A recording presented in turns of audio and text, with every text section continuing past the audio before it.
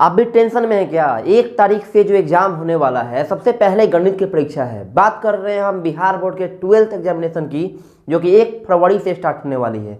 आप सभी को प्रणाम, मेरा नाम कुणाल है और आप देख रहे हैं मुझे भारतीय कुणाल पे। चर्चा करेंगे आज के इस वीडियो में कि आखिर कैसे लिखा जाए बिहार बोर्ड के एग्जामिनेशन में, ताकि 12th में बढ़िया मार्क्स आए। देखिए मेरे बच्चों, ध्यान देना मेरी इस बातों पे।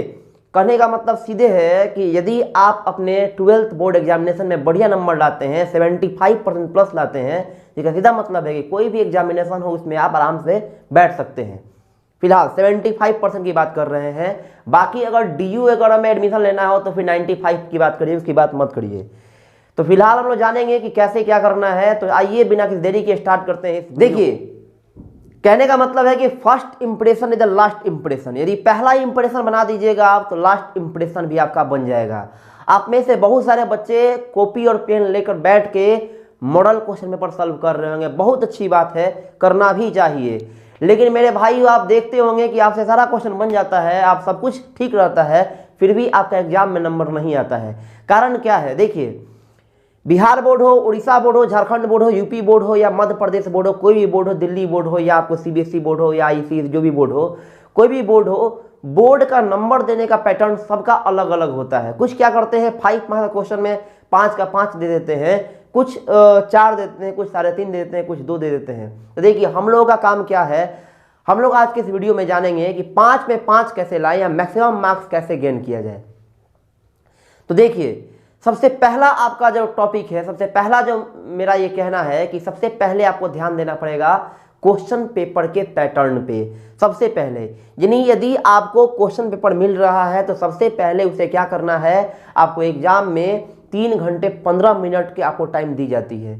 इस 3 घंटे 15 मिनट क्या करना है, पूरा तरह से सदुपयोग करना है और सदुपयोग करके आप क्या कर सकते हैं, क्वेश्चन को सही से रीड कर सकते हैं। क्योंकि मेरे भाई, होता क्या है कि यदि आप अच्छे से क्वेश्चन पेपर को नहीं पढ़ते हैं तो फिर क्या होता है कि कुछ क्वेश्चन ऐसे भी आते हैं जिन्हें नहीं बनाना होता है और वो ऑप्शन में रहते हैं कि यदि आप ये क्वेश्चन बना रहे हैं तो अथवा में ये बना सकते हैं, यदि नहीं आ रहा है तो। लेकिन कोई क्या करते हैं कि लगातार बनाते जाते हैं बिना पढ़े ही, तो वो सब क्वेश्चन बना देते हैं। बाद में पता चलता है कि उस क्वेश्चन को नहीं बनाना था और जिस कारण से समय उधर दे देते हैं और कुछ क्वेश्चन छूट जाते हैं। तो सबसे पहला क्या है, सबसे पहला आपको बात का ध्यान रखना होगा। पहली बात यही है कि आपको क्वेश्चन पेपर को सही से रीड करना होगा, पहली बात। क्योंकि आपको 15 मिनट एक्स्ट्रा दी जाती है इसी कारण से कि आप क्वेश्चन को सही से पढ़ें।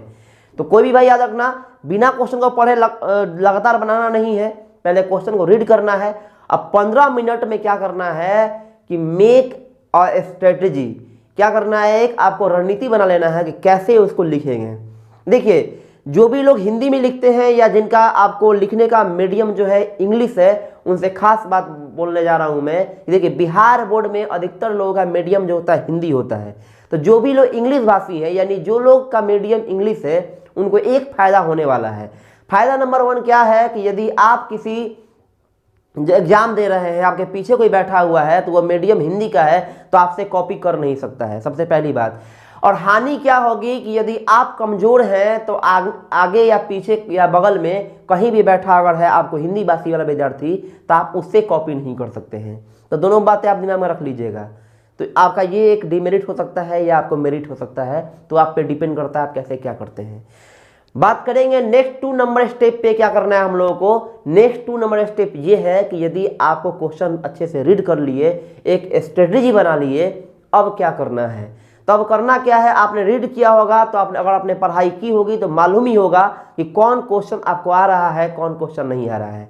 मेरे भाई, आप इस चक्कर में न रहें कि 2 के बाद जब बनाएंगे तो 3 बनाएंगे, भले 3 आ रहा है चाहे नहीं। ये इस कारण से बहुत लोग गलती कर देते हैं। आप बनाते जाइए। हाँ, ये हम कह सकते हैं कि लगातार क्वेश्चन 2, 3, 4, 5 अगर ऑर्डर में बनाया जाए तो मार्क्स अच्छा दिया जाता है। कारण क्या है, कारण क्या है भाइयों की, उसमें क्या होता है कि जो एग्जामिनर होते हैं, क्योंकि आप एग्जामिनी है, एग्जामिनर जो होते हैं वो क्या करते हैं कि आपको पेपर आंसर शीट लेके बैठते हैं, आंसर शीट से चेक करते हैं। होता क्या है कि जब मान लीजिए कि आप 3 नंबर बनाए हैं और फिर उसके बाद 12 नंबर बनाए हैं, तो फिर उन एग्जामिनर्स को क्या करना पड़ेगा कि फिर 3 के बाद 12 नंबर पे जाना पड़ेगा, जिस कारण से वो इरिटेट होकर के नंबर को डिक्रीज कर देते हैं, उसमें से कुछ नंबर को काट लेते हैं। जनरली यही होता है। लेकिन फिलहाल इतना जान लीजिए कि वैसे तो क्या बोला जाए, हो गई ना बात कि बिहार सरकार में एग्ज़ाम दे रहे हैं और कोई ये सोच रहा है कि मेरे पिताजी साथ में जाएंगे और आपको चीट कराएंगे।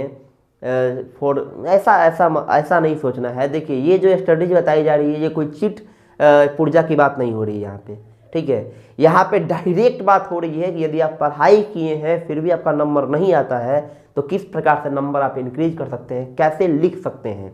लिखने की बात हो रही है कि कैसे आप आंसर शीट लिखिएगा। देखिए टॉपिक मैंने लिखा है कि OMR seat for 12th Bihar board. Bihar board के 12th एग्जामिनेशन के लिए आपको OMR सीट है। देखिए एग्जामिनेशन का क्या है, सबसे पहला यानी 1 तारीख को गणित की परीक्षा होने वाली है, यानी मैथ की परीक्षा होने वाली है। उसके बाद फिजिक्स की होने वाली है 2 तारीख को, 3 तारीख को केमिस्ट्री है, 4 तारीख को आपको बायोलॉजी हो गई और 5 को इंग्लिश और फिर 6-7 को बंद रहेगा, ठीक है। 8 तारीख को फिर बायोलॉजी की ये हिंदी की परीक्षा होगी शायद, यही पैटर्न है जहाँ तक मुझे मालूम है कि डेट शीट इसी तरह से निकला हुआ है। तो सबसे पहले आपको क्या करना है, आपको क्वेश्चन पेपर को रीड करना है, स्ट्रेटेजी बनाना है और जो क्वेश्चन आ रहा है वही बनाना है, ये चीज़ रख लीजिए। हाँ, अगर आप इतना श्योर हैं कि 2 नंबर क्वेश्चन नहीं आ रहा है लेकिन इसका आंसर इतना तक हो सकता है तो बाद में आप लिख सकते हैं। देखिए सभी क्वेश्चन को आपको टच करना है, सभी क्वेश्चन को टच करना है।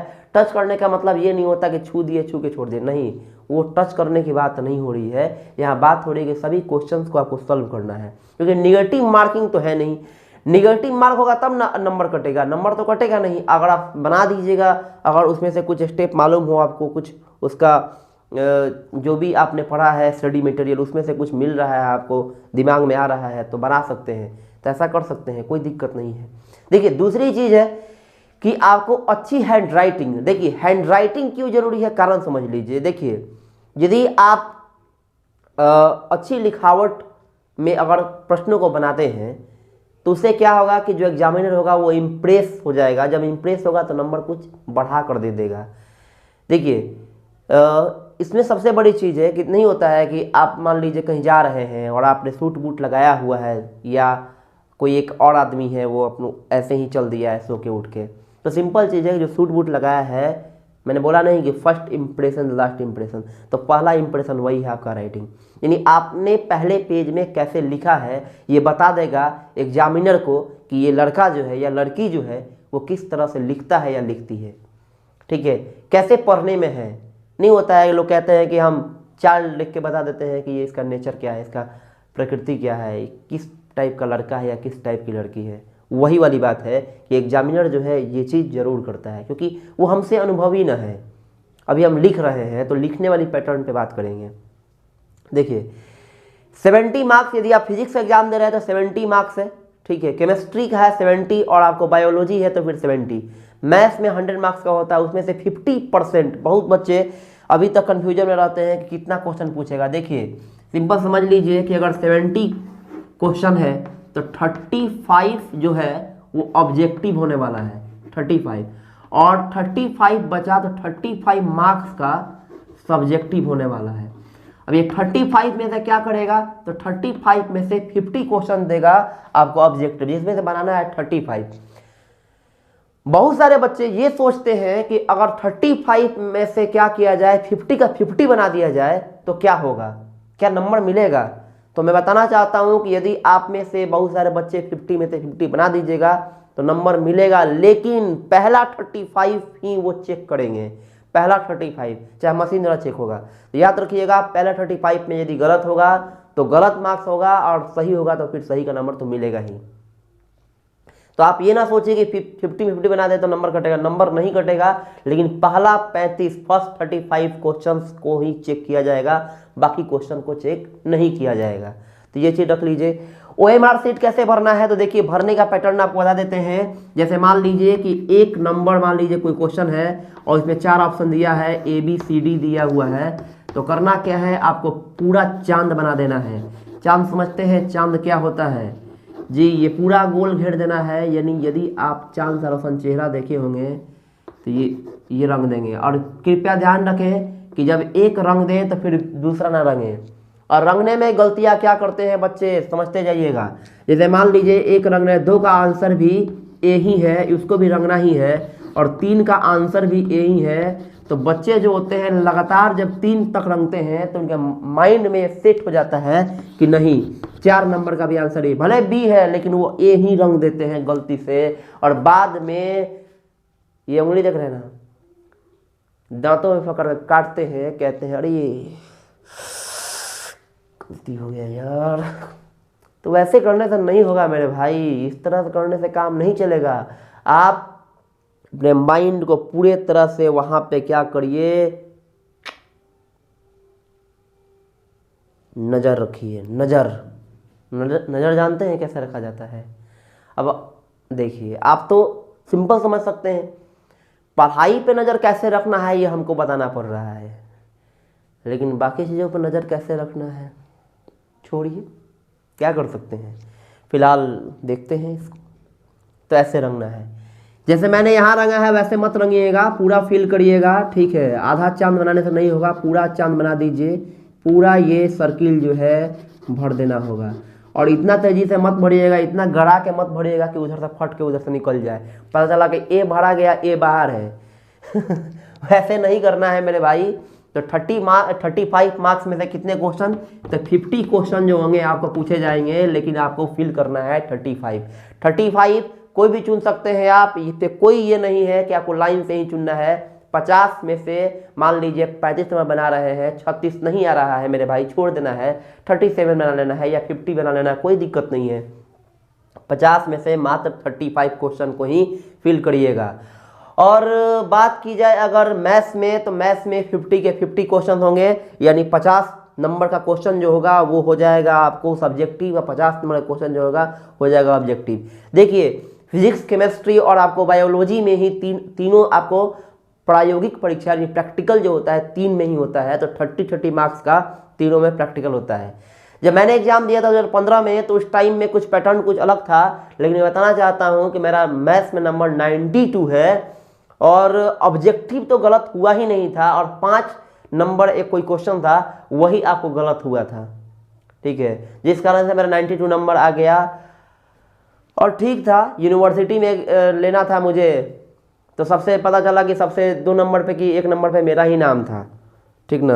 यूनिवर्सिटी कौन सी, JPU, 5 साल लगा दी जी। तो यही हाल है। तो यहाँ पे आप देख सकते हैं कि इस प्रकार से आप क्या कर सकते हैं, रंग सकते हैं। अच्छा, उसके बाद क्या करना है आपको, मान लीजिए कोई क्वेश्चन नहीं आ रहा है तो उसका क्या उपाय, देखिए उसका उपाय ये है कि यदि क्वेश्चन नहीं आ रहा है तो उसको सही से रीड करना है। रीड करने के बाद यदि आपके माइंड में कोई भी कॉन्सेप्ट आता है उसके अकॉर्डिंग या उससे रिलेटेड, तो लास्ट में जब देखना है कि बन ही नहीं रहा है, मेरे पास कोई चारा ही नहीं है, तो वही ना होगा, मरता क्या नहीं करता, वही वाला स्टाइल है। वहाँ पे उस कॉन्सेप्ट को लेके एकदम पुट कर देना है, चाहे कुछ भी हो जाए, और थोड़ा बना के लिख देना है, सही से मिला जुला के लिख देना है। ये कैसे भी एग्जामिनर अगर पढ़ रहे हैं उसको, तो पढ़ के 1-2 नंबर बेचारा दे ही दे। आजकल बहुत आसान हो गया, पहले क्या होता था ना कि पहले जो टॉपर जो होते थे ना, उनका 85% क्रॉस करना मुश्किल था बिहार बोर्ड में, लेकिन आजकल बच्चों को देख रहा है यार, सो के उठ के चल जा रहा है, सब बढ़िया से लिख दे रहा है। कितना नंबर है, 80%, 400 नंबर है। मेरे पास एक बच्चा आया था, बैठा हुआ था, तो मैंने उससे पूछा, बोल रहा है सर 11 में पढ़ना है। तो मैंने पूछा कि अच्छा 11 में पढ़ना है, दिक्कत इस चीज़ की है कि मैं तो CBSE बोर्ड पढ़ाता हूँ, बिहार बोर्ड तो पढ़ाता नहीं हूँ, हिंदी मीडियम नहीं, इंग्लिश मीडियम। तो नो सर कुछ टाइम निकालिए। मैंने बोला कि अच्छा कितना मार्क्स है, तो कह रहा है सर 408 नंबर है। 408 नंबर है, यस सर 408 है। नहीं 408 ही ना है, मैंने बोला। कह रहा है कि यस सर 408 है। तो मुझे लगा कि उसके अंदर कुछ घमंड सा हो गया है। मैंने कुछ क्वेश्चन 2-4 पूछा, 1-2 आसान पूछ दिया तो बता दिया, तो उसको लगा कर आ गया।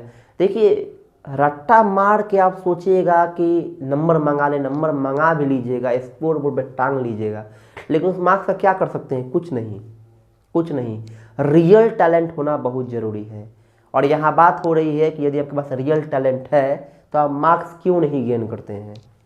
एक बार क्या हुआ था, 5 क्लास में पढ़ रहे थे, उसमें क्या हुआ था कि मेरा नंबर 516 था शायद, ठीक है, एग्जाम हुआ 516 नंबर था। तो 516 नंबर कम नहीं होता है, ठीक ठाक नंबर है, ठीक है। तो उसमें कुछ 2 बच्चे थे, उनका नंबर मेरे से ज़्यादा था, मेरा 3rd रैंक पर था। तो मैं घर आके बोला कि पापा जी 516 नंबर है। पापा जी बोला रैंक क्या है, क्लास में तुम्हारा रैंक क्या है? तो मैंने बोला कि रैंक तो थर्ड है, लेकिन फर्स्ट ही है, 516 फर्स्ट ही होता है। तो ऐसा मैंने बोला कि जिसका मार्क्स ना है सर, वो ऐसा नहीं है कि कमज़ोर है, चाहिए है, मार्क्स तय नहीं करेंगे। मेरे पिताजी ने कहा कि यदि तुम रियल में इंटेलिजेंट हो तो मार्क्स क्यों नहीं तय करेंगे, क्यों नहीं मार्क्स तुम्हारा आएगा। बात भी सही है कि यदि आप रियल में आपके अंदर टैलेंट है, आप लिखना जानते हैं, आप पढ़ना जानते हैं, समझना जानते हैं, बताना जानते हैं, तो आपसे क्यों नहीं आएगा भाई। और नहीं आ रहा है तो सिंपल मतलब है कि आपको लिखने नहीं आता। लिखना सीखना बहुत जरूरी है। यदि आप क को टी या टी को प बना देते हैं तो इससे बचिए, बचिए, बहुत जरूरी है। और हिंदी लिखते वक्त आप ध्यान रखिएगा, जितने भी लोग हैं क्या करते हैं, ऐसे लिखना है, ठीक है, कुछ भी मान लीजिए हिंदी में आप लिख रहे हैं कुछ भी चीज़, जैसे मान लीजिए आप लिख रहे हैं भौतिकी, ठीक है, ऐसे लिखे भौतिकी। होता क्या है कि जब इस चीज़ को आप उस पर लिख रहे होते हैं तो ये जो लाइनिंग होती है ना, ये लाइनिंग आपको क्या होता है कि देने में समय लगता है, इसीलिए हिंदी थोड़ा स्लो लिखा जाता है, ठीक है। तो आप क्या करिए, थोड़ा मिला के लिखिए, अभ्यास करिए, क्योंकि आप इतना दिन से पढ़ रहे हैं तो मालूम है कैसे लिखना है, इसके बारे में तो मालूम ही होगा। फिलहाल वहाँ पे जा रहे हैं तो कट करने से बचिए, जितना कम आप भाग करिएगा उतना सही रहेगा। और एक और बात, डायग्राम के लिए जिस क्वेश्चन में आपको डायग्राम बनाने आता है, या मान लीजिए जरूरी नहीं, पूछा नहीं है, फिर भी 5 मार्क्स का क्वेश्चन है, 6 मार्क्स, तो वहाँ पे आप क्या कर सकते हैं, डायग्राम का यूज कर सकते हैं, ठीक है। और कुछ क्वेश्चन ऐसे होते हैं आपको मैथ्स में हो गए चाहे फिजिक्स में हो गए, जो हमेशा रिपीटेड क्वेश्चन है। तो आप क्या करिए कि पहले ऑब्जेक्टिव वगैरह तो आपने कमांड कर ही लिया होगा, आई होप तैयारी कर रहे हैं तो कमांड हो ही गया होगा। लेकिन सब्जेक्टिव में क्या करिए कि आप एक बार 5 साल 10 साल पहले वाला पेपर जो है उसको उठा के एक बार जरूर देखिए। उसमें जो कुछ ऐसे क्वेश्चन हो गए ना जो रिपीटेड क्वेश्चन हो गए, तो रिपीटेड क्वेश्चन क्या करना है, आपको 2-4 बना लेना है ताकि आपको अभ्यास हो जाए। होता क्या है कि यार पढ़ के जाता है आदमी और ऐसा सही से नहीं देखता है, या फिर जाता है कल एग्जाम में, ओह ये तो पढ़े थे, कल ही पढ़े थे, लेकिन याद आ ही नहीं रहा है। तो इस काम से बचना है हम लोगों को। ज़्यादा से ज़्यादा कोशिश यही करनी है कि आपको अधिकतर क्वेश्चन जो आपको रिपीटेड क्वेश्चन है, जो 2 साल पहले पूछा था, फिर उसके 2 साल पहले पूछा था, या अगले साल, तो इस टाइप का जो भी होगा उस टाइप का क्वेश्चन को आपको रीड जरूर करना है। तो ये सब कुछ अहम बातें थी जो मैंने समझा कि आपको जानना बहुत ज़रूरी है। OMR को फिल करते हुए आपको ध्यान रखना है। रोल कोड वगैरह सुन रहे हैं कि ये सब लिखा हुआ आएगा, तो अगर फिल करने को आएगा तो फिल भी कर सकते हैं। जैसे मान लीजिए कैसे फिल कर सकते हैं, तो ये भी देख सकते हैं आप।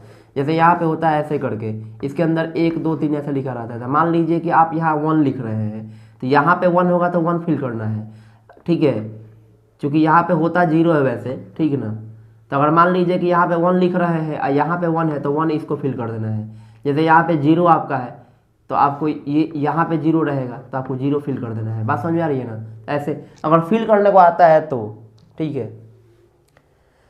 तो आप ऐसे अगर इस तरीकों को अपनाइएगा तो आप एक अच्छा नंबर आपके स्कोर बोर्ड पे टांग सकते हैं। उसके बाद कोई भी यूनिवर्सिटी हो या आपको कहीं भी हो, एग्जामिनेशन हो, नेवी हो, एयरफोर्स हो, या कोई भी हो, आप उसमें जा सकते हैं, बैठ सकते हैं। 75% प्लस होना चाहिए और आपका एकदम लक्ष्य भी होना चाहिए, आपका लक्ष्य हाई होना चाहिए, कभी भी लो नहीं होना चाहिए।